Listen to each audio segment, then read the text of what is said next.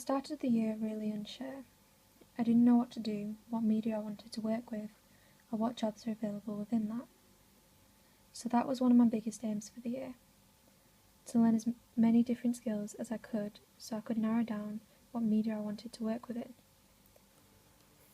Other things I wanted to learn more about and improve were my presentation skills. I'm not very good at talking, I rush, I stumble over my words, end up babbling and having to repeat myself from the top. The other thing I wanted to learn more about was art history. It's not a big thing, it's just I like being able to see how things fit together. And for the most part, I've achieved these aims. I have a better understanding of DSLR cameras. I've been using DSLR cameras for 2 years, but didn't really understand them, so it was nice to finally understand the balance of aperture, shutter speed and exposure, and be able to apply that.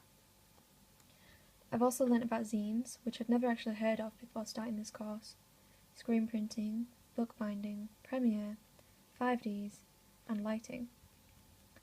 The first pivotal point for me was the summer project. It really pushed me outside of my comfort zone, as I had never worked with film before. But to say I taught myself After Effects and Audition in a week, so that I could do it all together, I think it went fairly well. And despite the initial stress and my limited knowledge of animation, I really enjoyed making it. I found this op-doc called Notes on Blindness when I was doing research for the summer project, and it's something that I kept thinking about throughout the year. It's just really beautifully shot, and they handled this delicate subject brilliantly.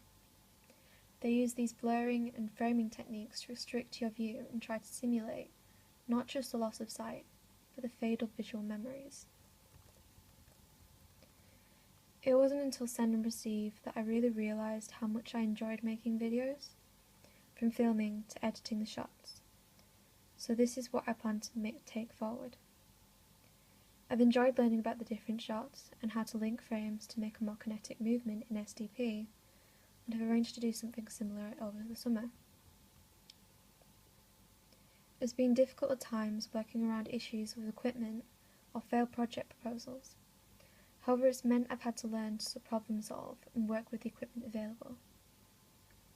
One of the best things for the year has been the feedback I've received from different people. Even if one guy just came up to me and told me my work was really depressing after I gave him a scratch card about nuclear disarmament.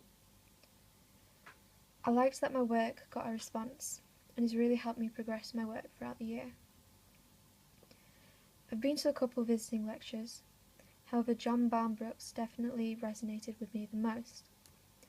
I like work that's active, it's not just beautiful, it serves a purpose to remind you of something, or to make you happy.